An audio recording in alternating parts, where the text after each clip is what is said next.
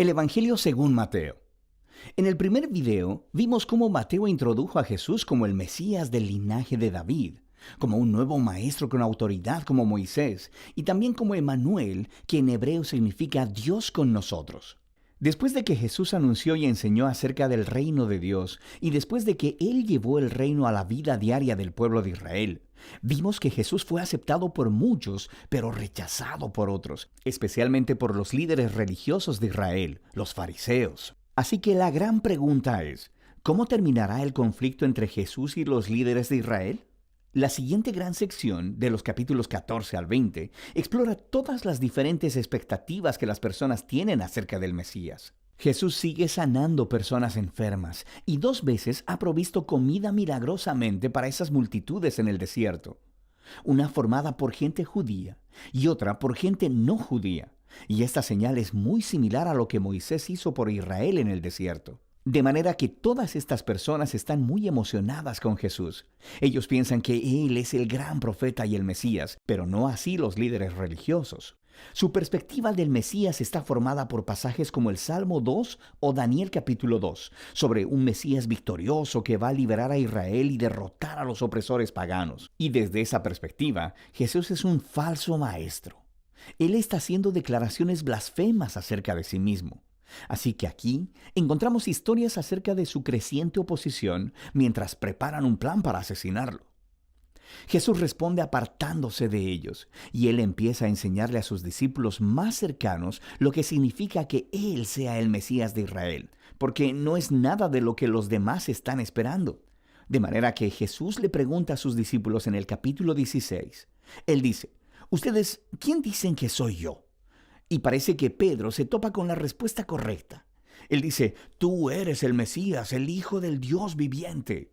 Pero luego queda claro que Pedro está pensando acerca de un rey que va a reinar victoriosamente a través del poder militar. Y Jesús reta a Pedro diciendo, «Sí, me convertiré en rey, pero de una manera diferente». Así que Jesús comienza a enseñarles acerca de los temas del profeta Isaías, quien dijo que el rey mesiánico sufriría y moriría por los pecados de su pueblo. Jesús se estaba posicionando a sí mismo como el rey mesiánico, que reina a través de convertirse en un siervo que entregaría su vida por Israel y las naciones. Y bueno, Pedro y los discípulos simplemente no lo entienden. Así que Jesús entra al cuarto bloque de enseñanza, seguido después por otra serie de enseñanzas. Y estas se tratan de la naturaleza del reino mesiánico de Jesús puesto de cabeza, el cual pone al revés todos nuestros sistemas de valores. Así que en la comunidad del rey siervo, ganas honor al servir a otros en lugar de vengarte, y perdonas y haces el bien a tus enemigos. Y en el reino de Jesús obtienes verdadera riqueza al entregar tu riqueza a los pobres. Para seguir al Mesías siervo, debes convertirte tú mismo en un siervo. En la siguiente sección vemos a los 2 reinos chocar, el reino de Jesús y el de los líderes de Israel. Jesús llega a Jerusalén por la Pascua montado en un burro, y las multitudes están adorándolo como el Mesías. Inmediatamente, Jesús marcha al atrio del templo y hace un gran alboroto que interrumpe los sacrificios diarios. Aquí, sus acciones hablan más fuerte que sus palabras. Como el rey de Israel, Jesús estaba ejerciendo su autoridad real sobre el templo, el lugar en el que Dios e Israel se encontraban. Y en la perspectiva de Jesús, el templo había sido puesto en juego por la hipocresía de los líderes de Israel. Así que aquí, Él está retando su autoridad, y naturalmente, ellos se ofenden profundamente. Ellos intentan atrapar a Jesús y humillarlo en un debate público, pero fracasan, por lo que al final determinan asesinarlo. Como respuesta, Jesús da su último bloque de enseñanza. Primero ofrece una apasionada crítica de los fariseos y su hipocresía, y luego, Él se lamenta sobre Jerusalén y su rechazo a Dios y a su reino. Luego Jesús se aparta con los discípulos y les empieza a decir lo que va a suceder. Él será ejecutado por esos líderes, pero al hacerlo, ellos cavarán su propia tumba, porque en lugar de aceptar el camino del reino pacífico de Jesús, ellos tomarán el camino de la rebelión contra Roma, y así Jerusalén y su templo serán destruidos. Pero Jesús dice que ese no es el final de la historia. Él será vindicado después de su muerte a través de su resurrección.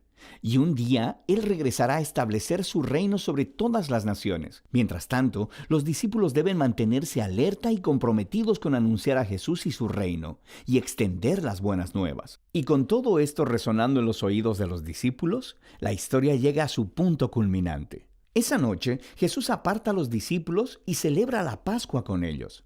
La Pascua vuelve a contar la historia de la liberación de Israel de la esclavitud, a través de la muerte del Cordero de la Pascua.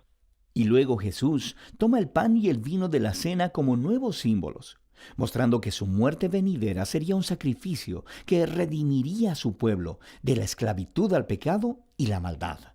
Después de la cena, Jesús es arrestado y puesto en juicio delante del Sanedrín, el concilio de los líderes judíos. Y ellos rechazan su declaración de que es el Mesías, lo acusan de blasfemia contra Dios. Entonces Jesús es llevado delante de Pilato, el gobernador romano, quien piensa que Jesús es inocente, pero cede ante la presión de los líderes judíos y sentencia a Jesús a muerte por crucifixión. Así que Jesús es llevado por soldados romanos y crucificado. Ahora notarás en esta sección que, justo como Mateo hizo en los primeros capítulos, él aumenta el número de referencias al Antiguo Testamento. Él está tratando de mostrar que la muerte de Jesús no fue una tragedia o un fracaso. Más bien fue el sorprendente cumplimiento de todas las antiguas promesas proféticas. Jesús vino como el Mesías siervo del que Isaías hablaba. Él fue rechazado por su propio pueblo, pero en lugar de juzgarlos, Él es juzgado en su lugar, llevando las consecuencias de su pecado. Así que termina la escena de la crucifixión, y el cuerpo de Jesús es colocado en una tumba. Pero el libro termina con un giro sorprendente, el último capítulo. Los discípulos descubren la mañana del domingo que la tumba de Jesús está vacía. Y de pronto, las personas comienzan a ver a Jesús resucitado de entre los muertos. Y el libro concluye con un Jesús resucitado, dando su enseñanza final, llamada la Gran Comisión. Jesús dice que Él es ahora el Rey verdadero del mundo. Así que envía a sus discípulos a ir a todas las naciones con las buenas nuevas de que Jesús es el Señor y de que cualquiera puede unirse a su reino al ser bautizado y seguir sus enseñanzas. Y haciendo eco a su nombre, Emmanuel, Dios con nosotros, del capítulo 1, las últimas palabras de Jesús para sus discípulos en este libro son: yo estaré con ustedes.